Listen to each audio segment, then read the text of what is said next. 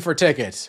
You were successful in destroying your fan base. You allowed liars to call us racist. You never stood up for us. Now you brought in Raven, who lied and called us racist. You hate us but want our money. No more from me. Dang.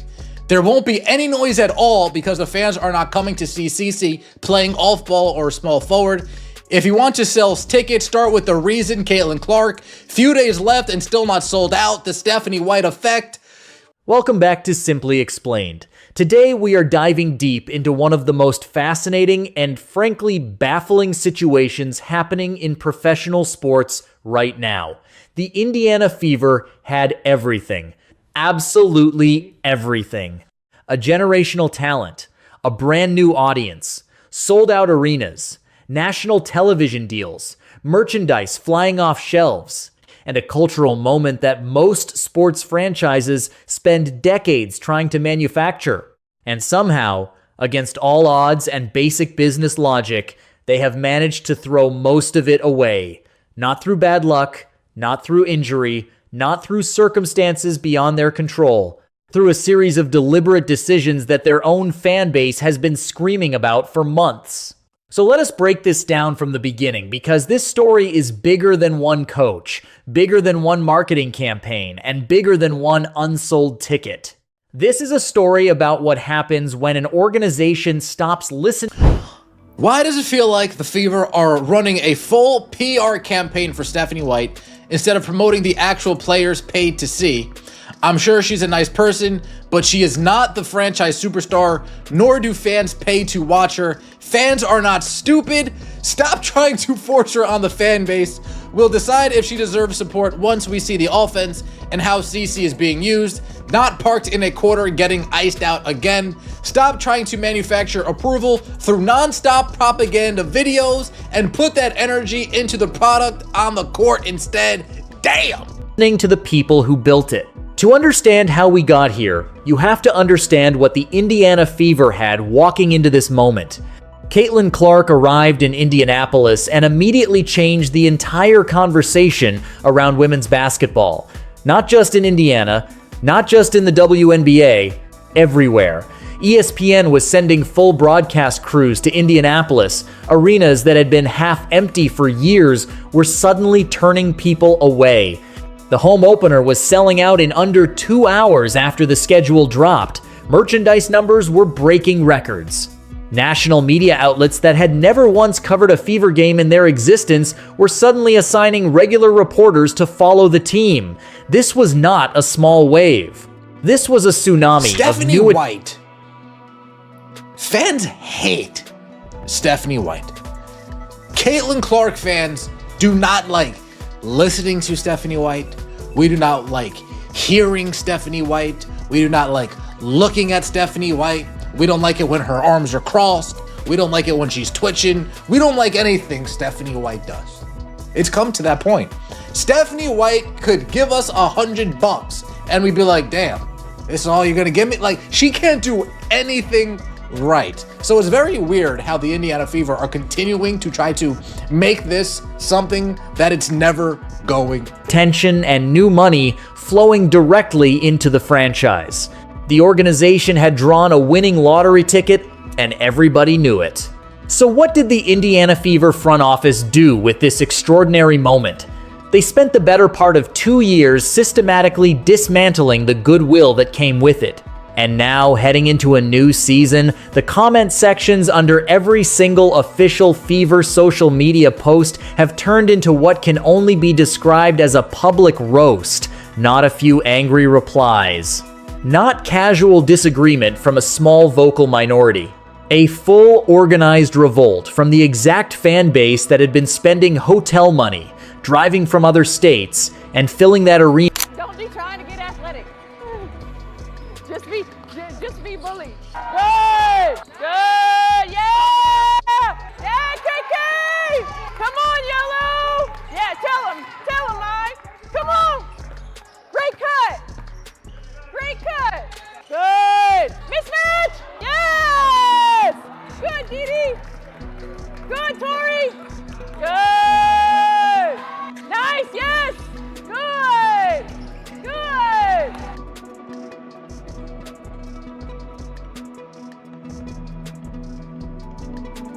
week after week. Here is where things get genuinely difficult to explain from a business perspective. The Indiana Fever marketing department sat down, looked at their roster, looked at their audience, looked at their ticket sales data, and decided that the best promotional strategy for the upcoming season was to build their entire rollout around 3 names. Stephanie White, the head coach. Indiana Fever, our coach, our loudest supporter, Stephanie White mic'd up. Now, what you're going to be listening to is a head coach. As much as it might sound like a cheerleader, it's a head coach. As much as it might sound like somebody who waves pom-poms around on Sunday afternoons for the Dallas Cowboys, it's Stephanie White. What do you got, Stephanie? Don't be trying to get athletic. Just be bullied. Good, yeah, yeah, KK. Come on, Yellow. Yeah, tell him, Mike. Come on. Great cut. Good. Mismatch. Yes. Good, Didi. Good, Tori. Good. Kelsey Mitchell, a solid veteran scorer, and Raven Johnson, a rookie who had not yet played a single professional minute. 3 names on constant rotation across every platform. Stephanie White interviews. Stephanie White mic'd up at practice. Stephanie White all-access content. A dedicated feature episode about Kelsey Mitchell. Raven Johnson highlight packages from draft night onward. Raven content, more Raven content. 3 names in constant rotation across every platform. And none of them are the player who caused ESPN to reroute their broadcast schedule. None of them are the player who broke scoring records that stood for nearly 4 decades. None of them are the player whose jersey ticket prices dropped. Please make it stop. That's how I feel listening to Stephanie White. When Stephanie White gives her press conferences and her interviews in between practice, that's how I feel. Like, make it stop, please. Make her just stop. Stop. Every interview is just word salad. Interview with Kelsey and Aaliyah looking bored made me want to vomit with the glazing. Having promoted CC on the Indiana site is mind-boggling. Totally not there for 3 days. Not in the promotion to sell tickets. What the jersey sales were funding a significant portion of the league's visibility. The fans noticed this immediately. Of course they did. Fans always notice. The comment sections made it impossible to ignore. The pushback was not subtle. People were not posting politely worded suggestions in the replies. They were directly telling the organization that the marketing strategy felt like a deliberate choice to minimize the one person they had all shown up to support. And the more the team posted Stephanie White content, the louder and angrier those replies became.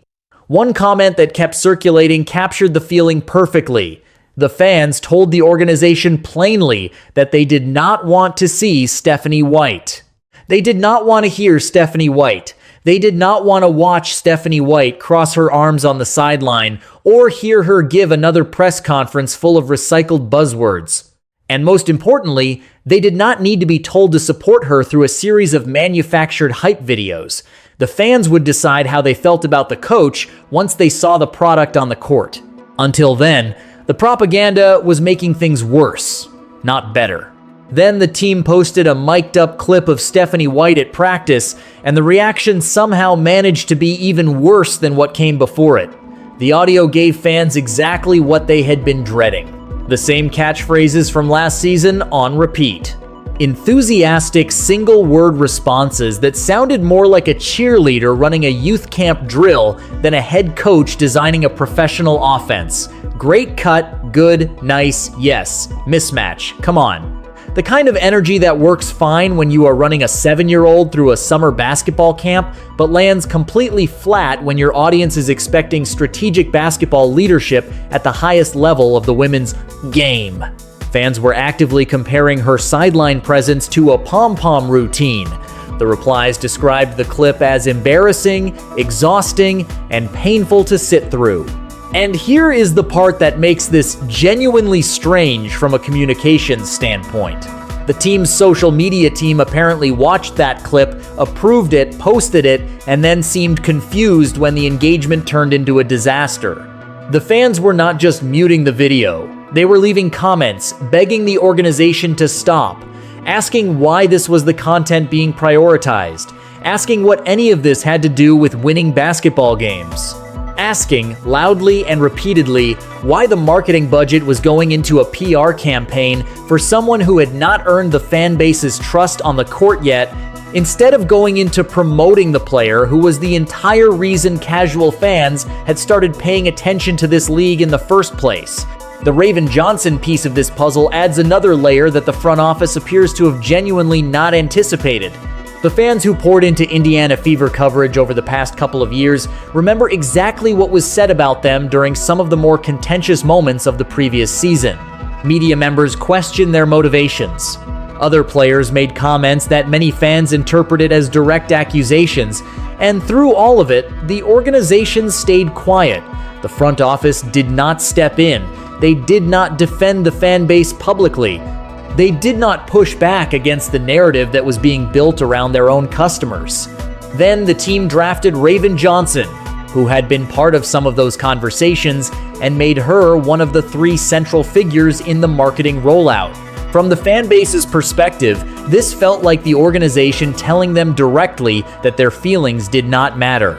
The franchise was asking the same people who felt attacked and undefended to now fund the roster through ticket purchases, merchandise, and broadcast viewership. The response from fans was direct and unambiguous. One comment that spread widely summed it up in a single sentence: "You hate us, but you want our money." That sentence is going to follow this organization for a long time because it captures something real about the relationship that has broken down between the franchise and its customer base. The fans feel like the organization used them when it was convenient and then left them exposed when it cost something to stand up for them. The most honest measure of where things stand is not in the comment sections, it is in the ticket sales data. The home opener is approaching and seats are still available. Compare that to what the same game looked like a couple of years ago when the schedule first dropped and the arena was filling up in under 2 hours. The organization is now running countdown posts trying to move tickets. Those countdown posts are getting roasted in the replies, just like everything else. People posting about empty seats, people posting about reduced revenue. People telling the team directly that they have chosen to watch the game from home on ESPN rather than spend $400 per ticket, plus hotel costs, plus parking, plus food and drinks inside the arena. Let that math sit for a moment. A family of 4 attending an Indiana Fever game is looking at well over $1,000 by the time everything is added up. That is real money. That is money people are choosing to spend because they believe the in-person experience is worth it. And the reason they believed it was worth it was the chance to be in the same building as a generational talent, doing something extraordinary. The moment you take that experience away, the moment the franchise player is getting parked in the corner while the offense runs through someone else, the math falls apart completely. The customer can do basic arithmetic. The customer can also pull up a free ESPN stream from their couch. The Fever somehow forgot that fans have options. The fans exercise those options. The empty seats are the result. Just when it seemed like the marketing strategy could not get more chaotic, the team introduced what might be the most transparent panic move in recent league history. Promotional content began featuring Sophie Cunningham prominently. The framing of the campaign seemed designed to lean into physical appeal as a ticket-selling angle, rather than basketball excellence or genuine star power. The replies under those posts were not kind. People described the move as desperate, embarrassing, and completely disconnected from what the actual fan base was looking for. Nobody came to Indiana Fever games because of Sophie Cunningham. Nobody is booking hotel rooms and taking days off work to watch Sophie Cunningham. The fans said this plainly and repeatedly. The organization kept posting anyway. This is the pattern that makes the whole situation so difficult to watch from a sports business perspective. The franchise has the most marketable young player in women's basketball. They have a player who generates national media coverage, drives merchandise sales, and fills arenas on her name alone. And the organization's response has been to build a marketing strategy around everyone except that player. It would be like a movie studio buying the rights to the most popular book series in the world and then spending the entire promotional budget advertising the supporting cast while keeping the main character off every poster. There is also the issue of how the coaching staff communicates with fans and media, and this matters more than people give it credit for. Press conferences are not just formalities. They are how a franchise explains itself. They are how the coach builds trust with the fan base. They are how the organization tells its story publicly. And the feedback on Stephanie White's media appearances has been brutal. Fans are describing her press conferences as word salad. The same buzzwords recycled across every availability: team basketball, process, reads, buying in, possessions, sets. None of it explaining the strategic reasoning behind the offensive decisions that are frustrating the fans most. None of it answering the basic question of why the franchise player is being used as a spot-up shooter in the corner instead of the lead initiator the entire fan base came to watch. People are reporting that they mute the broadcast when the coach appears on camera. They are turning off the press conference streams before the questions start. The connection between the coach and the customer is not just frayed, it is gone. And you cannot rebuild that through hype videos and mic'd up practice clips. You can only rebuild it through real change on the court. Here is the thing that makes the organizational response so frustrating to watch. The fans are not making unreasonable demands. They are not asking for the team to bench the entire roster and run 1-on-5 basketball. They are asking for one specific thing: run the offense through the franchise player. Let her be the lead initiator. Give her the ball in positions where she can make decisions, instead of standing in the corner waiting for a kick-out pass that may or may not come. Use what you have. It really is that simple. The fans watched her at Iowa. They watched her break records that had stood for nearly 40 years. They watched her drag this entire league into mainstream relevance through sheer force of talent and competitive will. They know what the organization has. They are watching the coaching staff and the front office actively underutilize that asset in real time. And they have decided that paying $400 a ticket to watch that happen is not a reasonable exchange. One fan comment circulating widely put it perfectly: "Free Caitlyn to be Caitlyn and the noise comes back. Keep minimizing her and the building stays quiet." That is the entire negotiation in 2 sentences. The fans are telling the organization exactly what needs to change. The organization keeps responding with more Stephanie White hype content. The cycle continues. The fan base has given a nickname to the group they hold responsible for all of this: the Three Stooges. The general manager, the team president, and the head coach. 3 people tied to the same set of decisions. 3 people who have consistently moved in the wrong direction even when the data was screaming at them to adjust. The fans do not see one bad decision. They see a pattern. They see an organizational philosophy that is somehow allergic to the most obvious path forward. They see leadership that had the most valuable moment in franchise history handed to them and found a way to waste it. And they have largely stopped believing that anything will change without intervention from ownership. The ESPN broadcast schedule is going to make all of this more visible, not less. Every nationally televised game this season will put the product on display for an audience that includes the very casual fans who first started paying attention because of Caitlin Clark. Every quiet section in the arena will get caught on camera. Every missed opportunity on offense will get analyzed. The storylines write themselves, and none of them are good for the franchise right now. The organization has a narrow window to course correct before this season becomes a real disaster. The fans are not bluffing. The empty seats are not bluffing. The comment sections are not exaggerating the level of frustration that exists in the fan base right now. The franchise had everything, and the people running it spent the last 2 years finding creative ways to give it back. The fix is not complicated. Listen to the people who showed up. Use what you have. Stop manufacturing approval for people who have not earned it on the court. Let the actual franchise player be the actual franchise player. The fans will handle the rest. That is the breakdown. That is simply explained. If this video gave you a clear picture of what is happening in Indianapolis right now, hit that like button and subscribe so you catch the next one the moment it drops. Drop your take in the comments and let us know how you think this plays out. Does the front office wake up before the season gets away from them, or does this spiral continue? We will be watching. See you in the next one.